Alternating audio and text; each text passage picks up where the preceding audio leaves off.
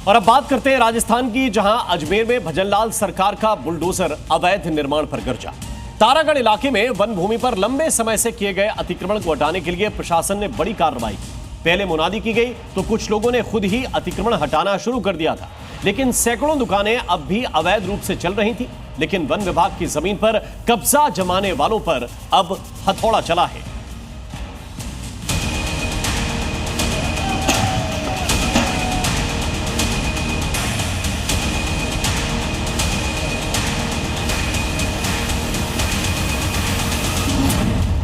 अवैध मजार और दरगाह, पृथ्वीराज का आजाद होगा किला।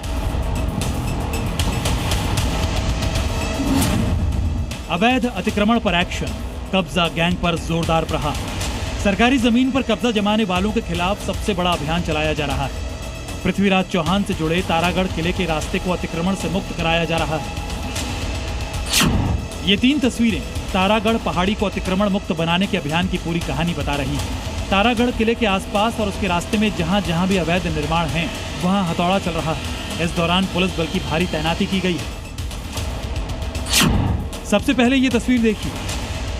तस्वीरों में देखिए, तारागढ़ किले की दीवार से सटे ही कब्जा गैंग ने अवैध निर्माण कर दुकानें बना ली थी, लेकिन अब अवैध अतिक्रमण पर हथौड़ा चल रहा है। हथौड़े के प्रहार से सालों पहले किए गए अतिक्रमण को जमींदोज किया जा रहा है।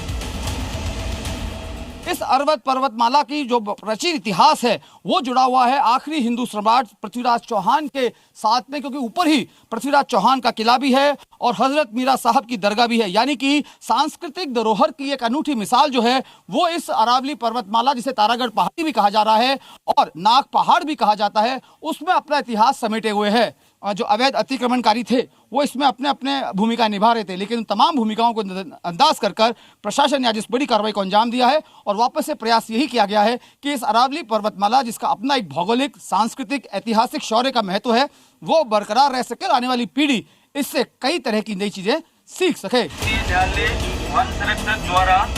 दरअसल अजमेर में ये कार्रवाई तारागढ़ पहाड़ी की उस पैदल पट्टी पर हुई जहां से हर साल लाखों श्रद्धालु मीठा नीम दरगाह और बड़ा पीर दरगाह तक जाते हैं। इसी रास्ते में वन भूमि पर धीरे धीरे अतिक्रमण बढ़ता गया, अवैध दुकानों की कतार लगती गई और आखिरकार पूरा इलाका एक अवैध बाजार में तब्दील हो गया।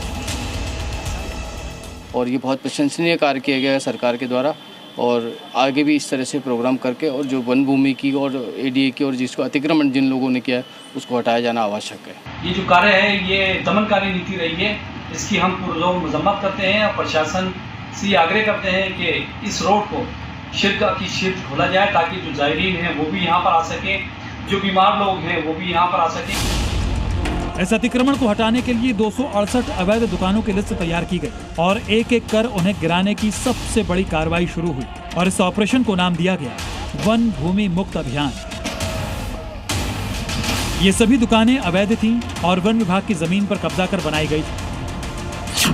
लिहाजा जब अजमेर में सबसे बड़ा अतिक्रमण मुक्त अभियान चलाया गया तो कार्रवाई में ना कोई ढील दी गई और ना ही सुरक्षा को लेकर किसी भी तरह की कोताही बरती गई। इस पूरी कार्रवाई के लिए टोंक, भीलवाड़ा, नागौर और अजमेर से करीब 250 वनकर्मियों की स्पेशल टीम बुलाई गई थी। साथ ही 900 पुलिसकर्मी, प्रशासनिक अधिकारी और ठेके पर लाए गए मजदूर भी शामिल थे। यानी एक साथ करीब 1200 लोगों की टीम इस ऑपरेशन में लगी थी। ये दुकानें हैं जो तारागढ़ में वन विभाग की भूमि पर अतिक्रमण करके बनी हुई हैं, जो लगभग 200 के आसपास हैं। छोटी छोटी कैबिन नुमा दुकानें हैं। जाब्ता जो है वो मैं ये कहना चाहूंगी, हमने भारी मात्रा में हर प्रकार की कंटिजेंसी को ध्यान में रखते हुए भारी मात्रा में हर जगह पर चप्पे चप्पे पर पुलिस की नजर और पर्याप्त जाब्ता तैनात किया गया। तारागढ़ में बुलडोजर कार्रवाई के जरिए ये संदेश भी है कि सरकारी जमीनों पर कब्जा करने वालों के लिए अब राजस्थान में कोई जगह नहीं है। प्रशासन ने बुलडोजर एक्शन से पहले कानूनी नोटिस दी, दुकानों को हटाने का मौका भी दिया, लेकिन जब अवैध निर्माण को हटाया नहीं गया तो बुलडोजर चला दिया गया। ब्यूरो रिपोर्ट, जी मीडिया।